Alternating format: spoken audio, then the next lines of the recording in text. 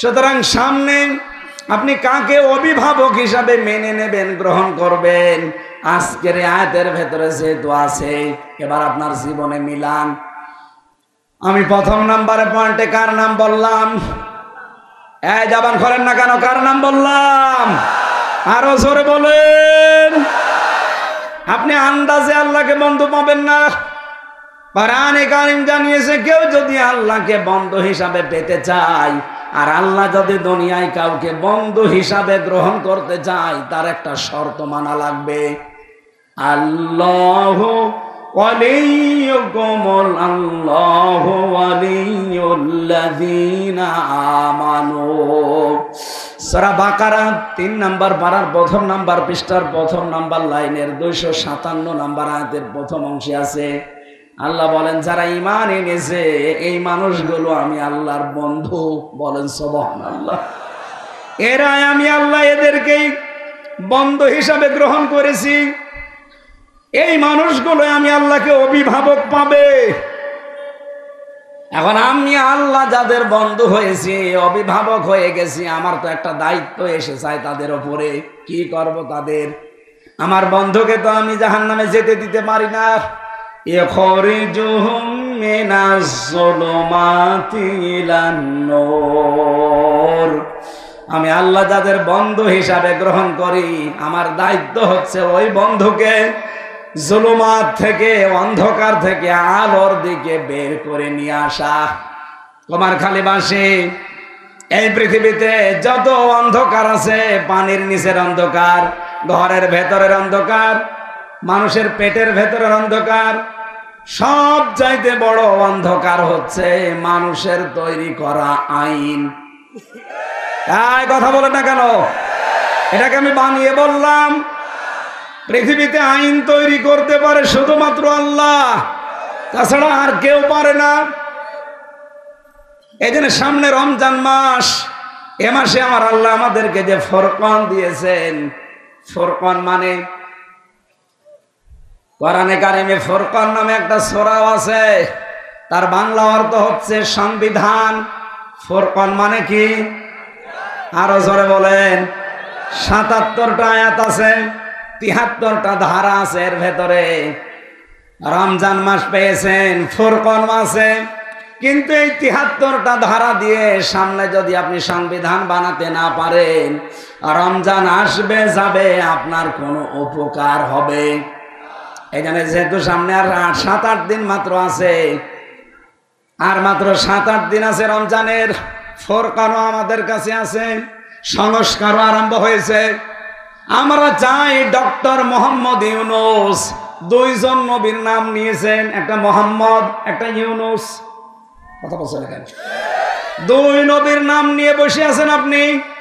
18 কোটি মানুষের পক্ষ থেকে আমরা আহ্বান জানাচ্ছি, সামনে রমজানে ফুরকানকে 77টা ধারা দিয়ে সংবিধান বানিয়ে দেন। ডক্টর কামালের লেখা সংবিধান দিয়ে 54 বছর তো আমরা দেখলাম। কি কথা বলেন না কেন? এই সংবিধান দিয়ে বাংলাদেশে চোর চুরি করলে ডাকাত হয়, ডাকাত জেলে গেলে খুনি হয়, গাঁজাখোর গাঁজা খেয়ে জেলে গেলে গাঁজার গাছ লাগায়। আমার নিচতলা একজন ছিল, আমি দেখেছি, জেলার একদিন এসে বলছে, এই তুই গাঁজার গাছ পেলি কোথায়? ভেতরে টবের ভেতরে গাঁজার গাছ লাগিয়েছে। বলছে, স্যার আমি গিয়েছিলাম আদালতে হাজিরা দিতে, ওই জায়গায় যে আমার বন্ধু বান্ধব আছে না বাইরে, তারা আমার গাঁজার একটা টোপলা দিয়েছিল, ওই গাঁজার বীজ, ওটা আমি মুখের ভেতরে নিয়েছিলাম, আসার সময় মেশিনে স্ক্যান করে ধরা পড়িনি। ওটা ভেতরে এসে আমি এই যে পানি খাওয়ার যে বোতল, উপরের মাথা কেটে ফেলে দিয়ে ওর ভেতরে মাটি দিয়ে টব বানিয়েছি, ওখানে গাছার গাছ আজ 2 মাস আগে লাগিয়েছি। দেখেন স্যার কত বড় হয়েছে।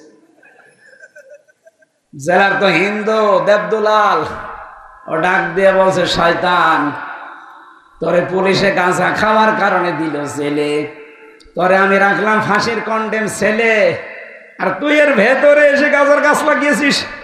তোরে তো স্বর্গে দেওয়া দরকার। ও তো জান্নাত বিশ্বাস করে না, কি বলছে? স্বর্গে দেওয়া দরকার তোরে। বাংলাদেশে ওনার বানানো সংবিধান দিয়ে ডক্টর কামালের 54 বছর আমরা দেখতে পাচ্ছি। আমি তো 33 বছর দেখছি। এ মানুষগুলো তো সারা জীবনে দেখছে, কিচ্ছু হয়নি। গাজার গাছ আরো লাগিয়েছে।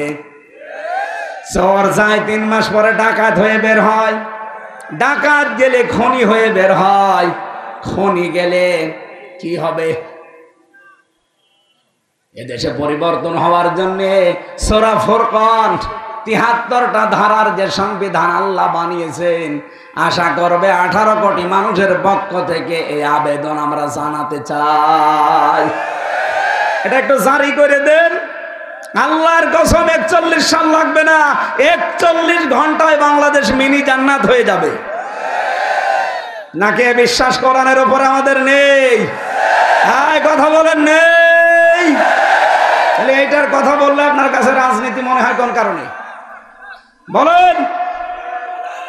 হ্যাঁ, ঠিক আছে, ঠিক আছে, হ্যাঁ বসেন। ভাই ভাই সময় নেই। আল্লাহ যদি কাউকে বন্ধু হিসাবে মেনে নেয়, আল্লাহর দায়িত্ব হচ্ছে অন্ধকারের ভেতর থেকে তারে আলোর দিকে নিয়ে আসে। আপনি দেখবেন ও আস্তে আস্তে মানুষের তৈরি করা আইন কানুন দিয়ে যে দল গঠন করা হয়, দল ছেড়ে দেবে, ইসলামের দিকে আলোর দিকেও ফিরে আসবে। তখন সে যেন বিশ্বাস করে আল্লাহ আমাকে বন্ধু হিসাবে গ্রহণ করেছে। আর যদি দেখেন না ইসলামে ছিলাম, আরো বের হয়ে চলে যাচ্ছি, বন্ধু আছে যারা কাফের, তারা তাগুতের বন্ধু। শয়তান তাদের কাজ চালায় কি? তাদেরকে ইসলামের ভেতর থেকে বের করে ওদেরকে অন্ধকারের দিকে নিয়ে যায়। আপনি যখন দেখবেন ইসলামী অর্থনীতি আপনার ভালো লাগে না, ইসলামী রাজনীতি আপনার ভালো লাগে না, আপনি মানুষের তৈরি করা নিয়মের দিকে ছুটে যাচ্ছেন, আপনি বিশ্বাস করতে পারেন শয়তান আপনাকে বন্ধু হিসাবে গ্রহণ করে ফেলেছে। আজকে জলিল সাহেব যদি বাড়িতে যায়, এখন সালাম দিচ্ছে স্ত্রীকে, ওনার বউ বের হয়ে বলছে কুকুরের বাচ্চা, ভালো লাগবে ওনার? বলেন বলেন, রাগ করবে না? জ্ঞানী মানুষ হলে ওনার রাগও হবে না, চিন্তা করবে কি গো, একটা শিক্ষিতা মেয়ে, ধার্মিক মেয়ে, ভালো বংশের মেয়ে, কোনদিন এই মেয়েটা আমার সংসারে এসে আমার মুখের উপরে মুখ তুলে কথা বলে না, আর আজকে সালাম দিলাম অথচ আমারে গালি দেয়, শুকুরের বাচ্চা, কুকুরের বাচ্চা বলে। অবশ্যই আমার বউ আর স্বাভাবিক নেই, এই বউকে জিনে ধরেছে। কিসে ধরেছে? পরিতে ধরেছে, এই জন্য অস্বাভাবিক হয়ে গেছে। আপনি যখন দেখবেন মানুষের তৈরি করা আইন নিয়ম কানুন আপনার ভালো লাগে, ইসলামের নিয়ম কানুন ভালো লাগে না, আল্লাহর কসম আপনার বিশ্বাস করা লাগবে শয়তান আপনাকে দখল করে ফেলেছে। এরকম শয়তানের দখলে যাওয়া মানুষ দেশে নেই। কারা আছেন হাত তোলেন তো। আপনি 2 নম্বরে রাসূলুল্লাহকে বন্ধু হিসাবে মানা লাগবে। আল্লাহকে বন্ধু যারা পাবে, আল্লাহ যাদেরকে গ্রহণ করবে, এই কাজগুলো আল্লাহ তাদের উপরে করবে, অন্ধকারের ভেতর থেকে আলোর দিকে নিয়ে আসবে। 2 নম্বরে রাসূলুল্লাহকে বন্ধু পেতে হলে 4 দফা কর্মসূচি হাতে নেওয়া লাগবে। 4 জায়গায় আয়াতটা আল্লাহ কোরআনে দিয়েছেন। সূরা বাকারা 129 নম্বর আয়াত, সূরা বাকারা 151 নম্বর আয়াত, সূরা আলে ইমরান 164 নম্বর আয়াত, সূরা জুমা 2 নম্বর আয়াত। 4 জায়গার আয়াতগুলো বাড়ি যেয়ে মিলিয়ে নেবেন আপনি রাসূলুল্লাহর বন্ধু হতে পেরেছেন কিনা। 3 নম্বরে আল্লাযীনা আমানু, যারা ঈমানদার, সব ঈমানদারকে বন্ধু হিসাবে গ্রহণ করা যাবে না। আল্লাযীনা ইউকিমুনাস সালাহ, যারা এই দেশে নামাজ কায়েমের জন্য চেষ্টা করে, তারা হবে আপনার বন্ধু, আপনার অভিভাবক। হ্যাঁ, কথা বলেন। সুতরাং এই দেশে যারা নামাজ কায়েম করতে চায়, সামনে আপনি তাদেরকে অভিভাবক হিসাবে গ্রহণ করবেন। 2 নম্বরে যারা যাকাত ভিত্তিক অর্থনীতি কায়েম করতে চায়, এটা যদি কারো কাছে খারাপ লাগে, রাজনীতি মনে হয়, এই আয়াত কেটে বাদ দিয়ে দিন। ইসলামী অর্থনীতি দেশে কি ফেরেশতারা কায়েম করবে? বলেন বলেন। এগুলো কায়েম করার দায়িত্ব আমাদের। সামনে আল্লাহ একটা সুযোগ দিচ্ছে, আমরা চাই কোরআনে কারিমের ইসলামী যে অর্থনীতি আছে, এটা যেন সামনে এই দেশে কায়েম হয়। কথা বলেন না কেন? ইসলামী ব্যাংক যেভাবে চলে, সোনালী, রূপালী, চৈতালি, অগ্রণী সব এইভাবে চলবে। ওদের আছে মুশারাকা, মুদারাবা, মুরাবাহা, বায়ে সালাম আছে, বায়ে ইস্তেসনা আছে, বায়ে মুআজ্জাল আছে, ওয়াহেদা আছে, এরকম 28টার উপরে নিয়ম আছে। ইসলামী অর্থনীতি যেভাবে চালাচ্ছে, বাংলাদেশের অন্য ব্যাংকিং ব্যবস্থা যদি এইভাবে চলে, এই দেশে সুদ থাকবে না। আর এটা কায়েম করার দায়িত্ব কাদের? অহম রাকিউন, যারা রুকুকারীদের সাথে রুকু করে, তার মানে জামাতবদ্ধ হয়ে যারা নামাজ পড়ে। এদেশে আমি অন্যদিকে নিয়ে যাবেন না, নিজে দেখেছি, এই জন্য বলছি। এদেশে এমন একটা দল আছে, আপনি জামাতে নামাজ পড়েন না, একা একা পড়েন, ওইটা আবার লিখে পরের দিন দেখানো লাগে। এই কথা বলেন না কেন? আছে না এরকম দল? তাহলে অবশ্যই আপনি দেখবেন লোকটা নামাজ একা পড়ে না জামাতে পড়ে। এই তিনটা গুণ যাদের ভেতরে আছে, তাদেরকে বন্ধু হিসাবে, অভিভাবক হিসাবে মেনে নেওয়া লাগবে। আল্লাহ আজটা আমাদের প্র্যাকটিক্যাল লাইফে মেনে চলার তৌফিক যেন দান করেন। বলেন আমিন।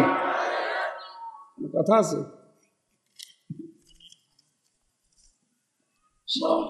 কোনো কথা নাই, না করে কেউ যাবেন না।